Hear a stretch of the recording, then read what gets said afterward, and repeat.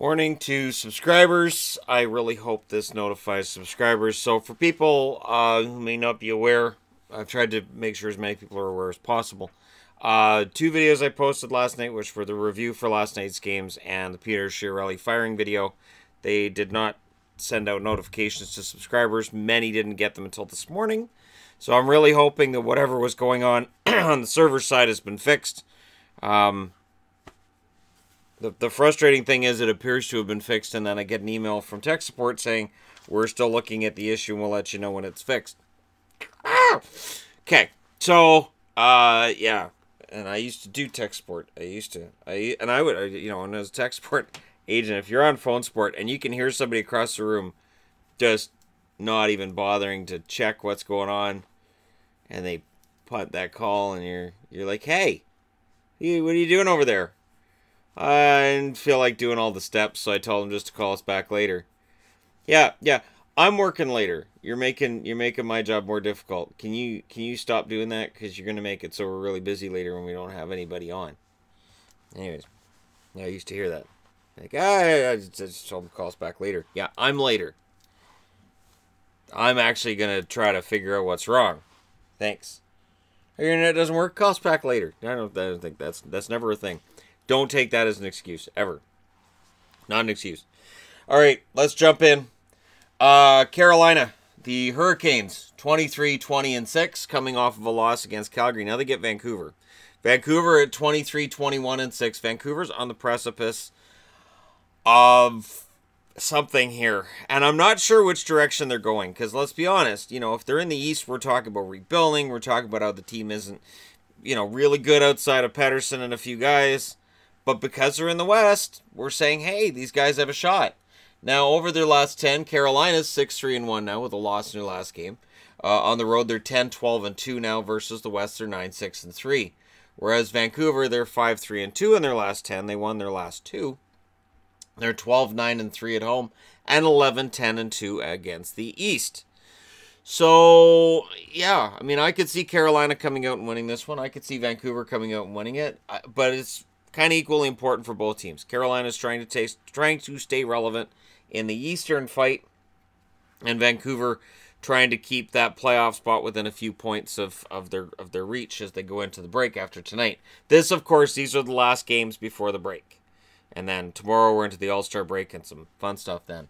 Leading scorers for Carolina, Sebastian Aho, 22 goals, 33 assists. I like that. 2-2-3-3-5-5. Nice, even there. That's nice. Well, odd, I guess. 55 is an odd number, right? Anyways, Teravainen, 10 goals, 30 assists. Williams, 13 goals, 15 assists. Ferland, 13 goals, 12 assists. Niederreiter, 11 goals, 14 assists. Svechnikov, 12 goals, 10 assists. Slavin, 5 goals, 17 assists. Hamilton, 7 goals, 10 assists. Wallmark, 6 goals, 11 assists. And Justin Falk, 3 goals, 14 assists for him. His next point has him pass, I believe it's Dave Babbage for the #1 points leader in a career as a Whaler or a Hurricane. So good luck to him, but not this game. Not this game. Pettersson leads the Canucks in scoring with 23 goals, 21 assists. Horvat, 18 goals, 22 assists. Besser, 16 goals, 17 assists. Goldobin, 5 goals, 18 assists still. Eriksson, 9 goals, 11 assists. Edler, 5 goals, 15 assists. Vertanen, 11 goals, 8 assists. Roussel, 5 goals, 14 assists. Granlund, 8 goals, 9 assists. And Hutton, 5 goals, 12 assists to round out your top 10 for Vancouver. On the goaltending side, I should double-check that. Just one goalie confirmed this morning, and it's not in this game. I would expect McElhinney because Mrazek played last night. McElhinney's 11-6-1, 2.5 goals against, 914 save percentage. Mrazek's 10-10-3, 2.81 goals against, 894 save percentage.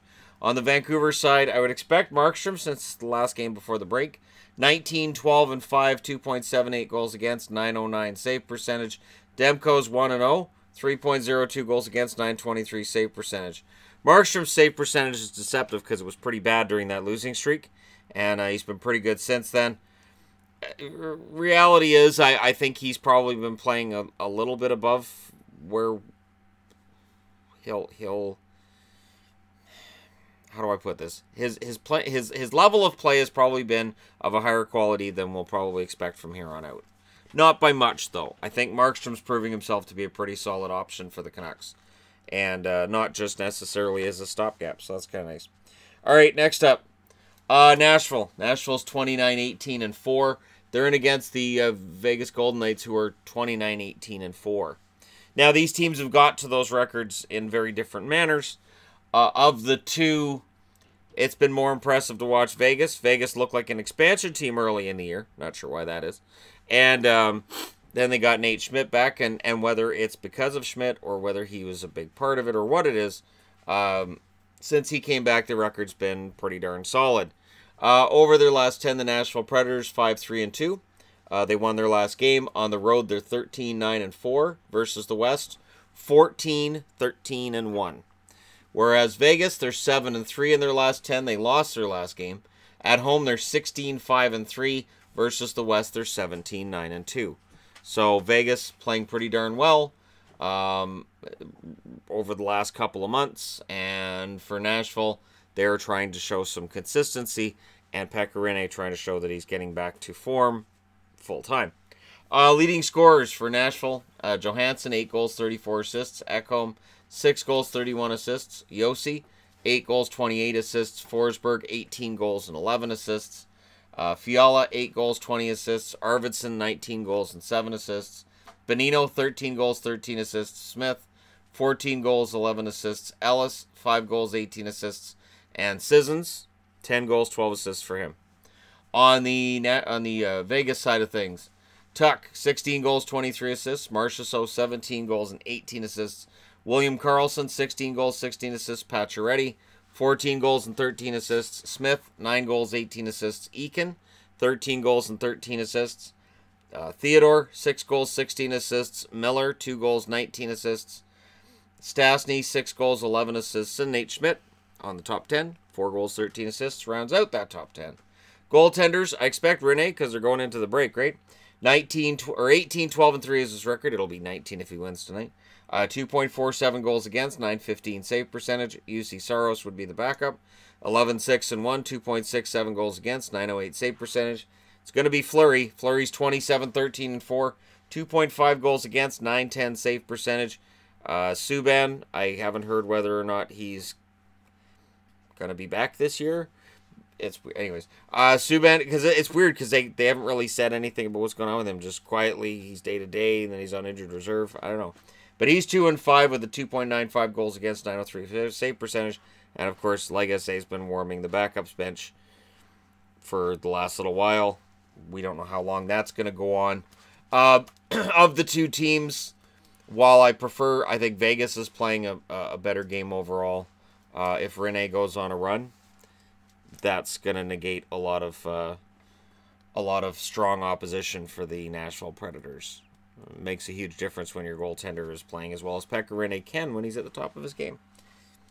He's just too good right now, would be a comment that I would make if that was my comment to make. But it's not. Next up, Arizona. 23-22 and 4 Arizona. Yes, they're above 500 technically. They've lost 26 out of 49. There are still some troubling things about Arizona. As great as their penalty kill's been, their power play could be better. Their goal scoring is still not where you'd like to see it if they're going to end up being a playoff team and doing anything. But it's the West. So with it being the West, they've got a shot. They're in tonight against the Montreal Canadiens, who are 27-18 and 5. And for Montreal, this is a chance to kind of salt things away and put themselves in an even better position to not just make the playoffs, but perhaps beat out the Leafs to do it. And I know that if Montreal were to jump in and somehow get second place in the division, and if Boston held on to third and Toronto was a wild card, fans in Montreal would probably enjoy themselves over that. And the amount of French people who are fans of Montreal, I would think there'd be some wine that would be consumed as well. Isn't that correct? Anyways, over their last 10, Arizona's 6-2 and 2. They've won their last 2. On the road, they're 14-10 and 1, and versus the East, they're 9-11 and 3. So the record against the East is getting better, which will happen when you're beating the East. Montreal 6-4 and 0 in their last 10. They lost their last game at home. They're 13-10 and 2. Versus the West, they're 11-9 and 0. So this is a close game. The overall numbers showed that this could be very close. Montreal not as strong at home as I would expect, but I really think playing in Canadian cities, I think the pressure to perform is more out there. So you see guys trying to do things in home games that they wouldn't try to do on the road. Trying to force passes through, trying to make the pretty plays. To be more entertaining and you know, oh, the crowd's really into it, we got to go out there and, you know. Anyways, I think the pressure on Canadian teams is big, and I think that's part of the reason why in the cases of both Toronto and Montreal, we see them better on the road than at home. Leading scorers for Arizona: Keller, 11 goals, 23 assists. Ekman Larsson, 6 goals, 20 assists. Galchenyuk, 8 goals, 17 assists. Schmaltz, 7 goals, 18 assists. Of course, he's out for the year. Stepan, 10 goals, 13 assists. Panik, 10 goals, 11 assists. Hinostroza, 7 goals, 11 assists. It's not always nice to see him going up. Goligoski, 2 goals, 15 assists. Richardson, 11 goals, 5 assists. And Christian Fischer rounds out your top 10 with 11 goals and 4 assists for the Coyotes. On the Montreal side of things, Max Domi leads them with 16 goals, 28 assists. Tatar, 16 goals, 21 assists. Drouin, 13 goals, 23 assists. Petrie, 10 goals, 24 assists. Danault, 8 goals, 25 assists. Gallagher, 19 goals, 11 assists for 30 points. Shaw, 11 goals, 13 assists. Kotkaniemi, 6 goals, 17 assists. I almost said 19. Lehkonen, 7 goals, 16 assists. And Paul Byron with 10 goals, 8 assists. Rounds out your top 10 for Montreal.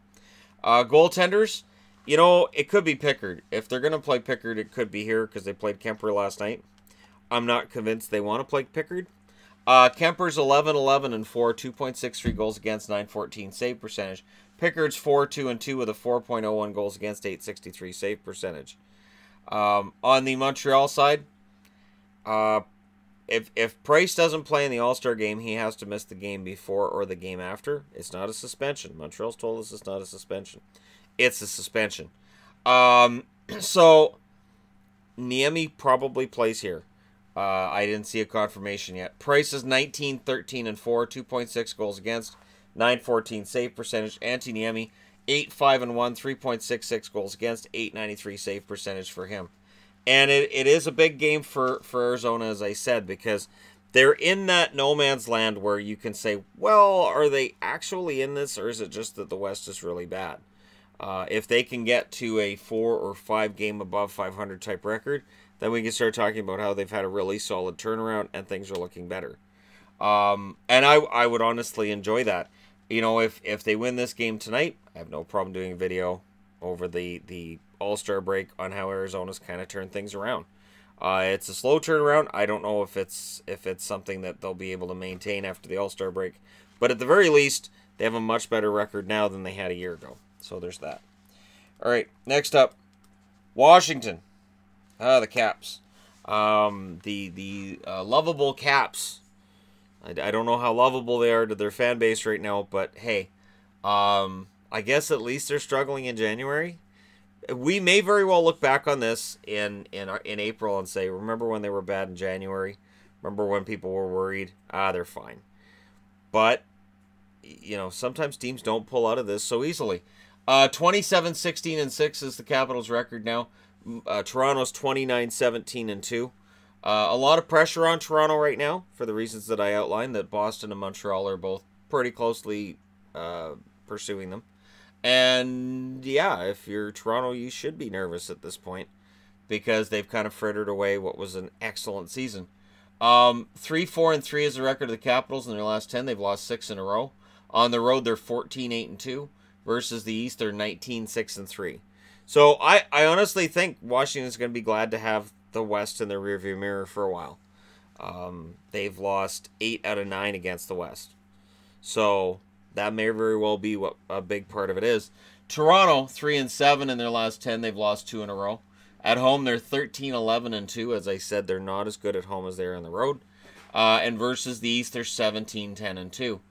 Scoring leaders now for the Capitals. Ovechkin, 36 goals, 20 assists. 56 points for Ovi. That's pretty solid at 33 years of age. Backstrom, 12 goals, 37 assists. Carlson, 8 goals, 38 assists. Kuznetsov, 9 goals, 31 assists. Vrana, 15 goals, 13 assists. Oshie, 15 goals, 11 assists. Connolly, 9 goals, 16 assists. Wilson, 13 goals, 10 assists. Eller, 6 goals, 15 assists. Niskanen, 6 goals, 12 assists for him. On the Toronto side of things, Mitch Marner, 19 goals and 42 assists to lead them.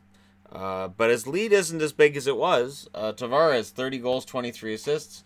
Riley, 13 goals, 35 assists. Matthews, 20 goals, 22 assists. And I argued a week ago, Matthews didn't have a goal in a while. He only had 1 goal in their last 9, but he was still putting up, points, still playing well. Nope, he's become frustrated as well, and he's kind of been dragged into this mire that had been eating up a lot of the Leaf players. Kapanen, 15 goals, 15 assists. Kadri, 10 goals, 18 assists. Gardner, 2 goals, 22 assists. Marleau, 11 goals, 11 assists. Janssen, who's out with a concussion, 10 goals, 12 assists. Hyman, 8 goals, 10 assists to round out your top 10. Goaltending, Copley, I would say after last night's game, it's got to be Copley. 10, 5, and 3, 2.98 goals against, 903 save percentage. Holtby, 17, 11, and 3, 3.04 goals against, 906 save percentage. There's a lot of ouch right now if you're looking at the Capitals' blue line, their performance, and the goaltending. On the Toronto side, Anderson's been confirmed. That's the one goalie that was confirmed. He's 21, 11, and 1, 2.54 goals against, 922 save percentage. Sparks is the backup, 6, 3, and 1, 2.91 goals against, 907 save percentage for him. If you're looking for a game that should have a lot of goals in it, this is the one right here. This game should have a ton of goals in it. Should be a lot of fun. Not going to lie, it should be a lot of fun, but it should have a lot of goals in it. All right, next up. Minnesota. So we're talking about the Western playoff issue where there are some iffy teams that are still in the running. And Minnesota's a big part of the reason why. Early in the year, played great. They had that really bad downtime.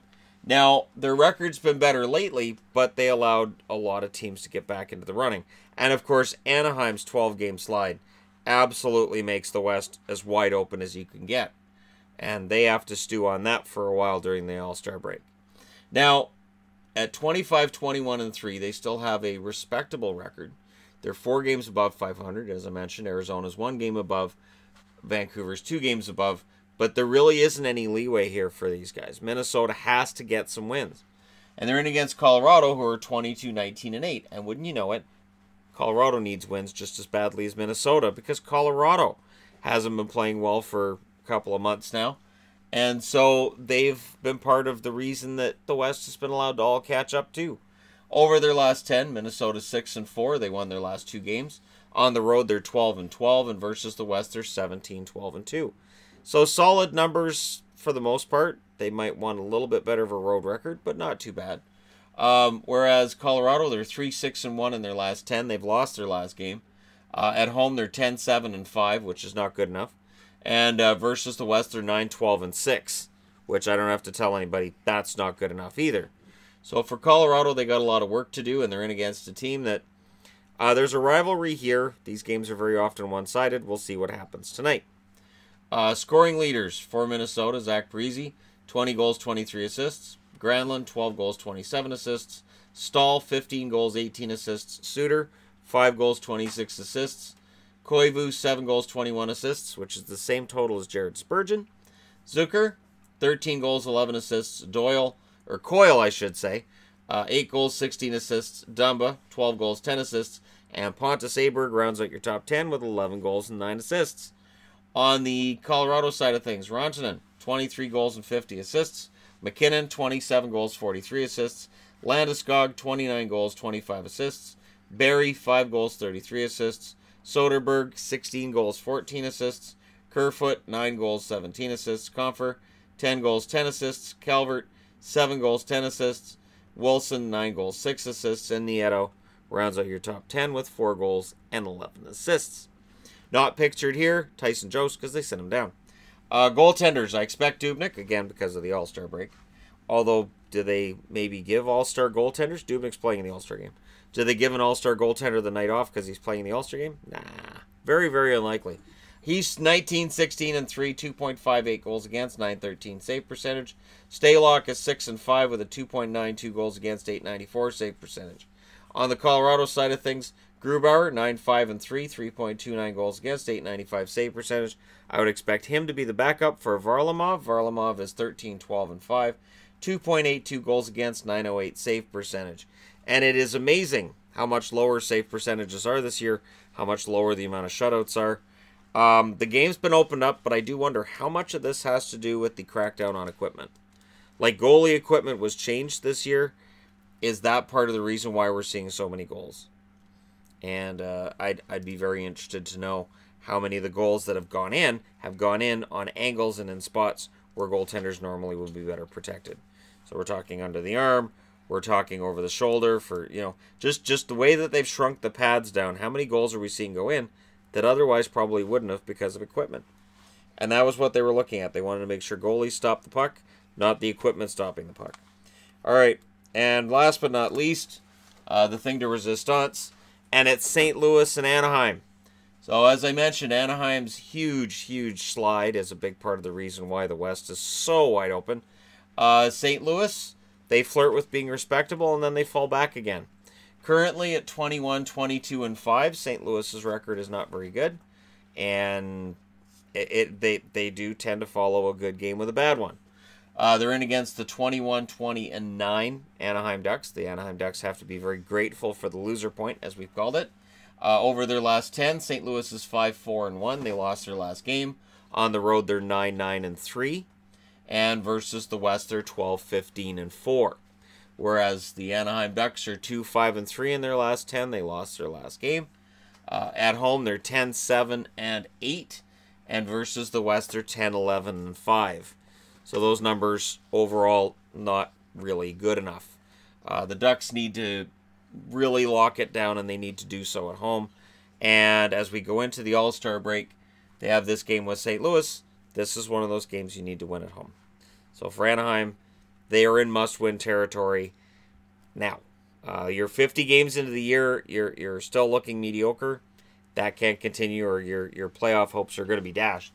Leaders in scoring, O'Reilly for the Blues at 18 goals, 31 assists. Perron, 17 goals, 18 assists. Tarasenko, 16 goals, 15 assists. Braden Shen, 9 goals, 17 assists. Dunn, 5 goals, 16 assists. Schwartz, 3 goals, 17 assists. Pietrangelo, 5 goals, 14 assists. Bozak, 6 goals, 12 assists. Sundqvist, 9 goals, 6 assists. And Steen, still with 6 goals, 9 assists. Of course, he'd been injured too, right? On the Anaheim side of things, Getzlaf still leads them in scoring with 10 goals and 22 assists, which is the lowest leading scoring total in the league. Henrique, 9 goals, 18 assists. Raquel, 8 goals, 16 assists. Montour, 5 goals, 19 assists. Ritchie, 6 goals, 15 assists. Kasha, 11 goals, 9 assists. Silverberg, 12 goals, 7 assists. Shore, 5 goals, 13 assists. Lindholm, I should say, 4 goals, 14 assists, 18 points. Sprong, 7 goals, 8 assists for 15 points, rounds out your top 10 for the Anaheim Ducks. Goaltenders, I'd go with Binnington. I keep saying that. He's 4-1-1 with a 1.96 goals against, 924 save percentage. Allen's 15-15-4, 3.04 goals against, 897 save percentage. On the Anaheim side of things, Gibson, I would expect, since Johnson played last game, he's 2-9 with a 3.32 goals against, 888 save percentage, and would back up Gibson with his 17-15-8 record, 2.67 goals against, 921 save percentage, and that rounds out tonight's games. So once again, let me know the winners. Let me know how you guys feel about tonight's games, and if you don't get notified until tomorrow, I'll just be crying down in the corner as I look at the numbers and everything. And yeah, so hopefully all the notifications work correctly, and hopefully all the bugs are worked out, and you guys get told this video has been uploaded. Thank you guys so much for watching, for all your support, and yeah, we're going to have fun during the All-Star break when these games are over, and looking at where as many teams as I can at how they're doing compared to last year. If it's a difference, or if it's like Florida, as I talked about yesterday, if it just seems like every year's the same. So let me know your thoughts as always. Don't forget to hit like and subscribe if you're browsing your way through. You just happen upon this video. Thank you guys so much for watching. I'll talk to you again soon.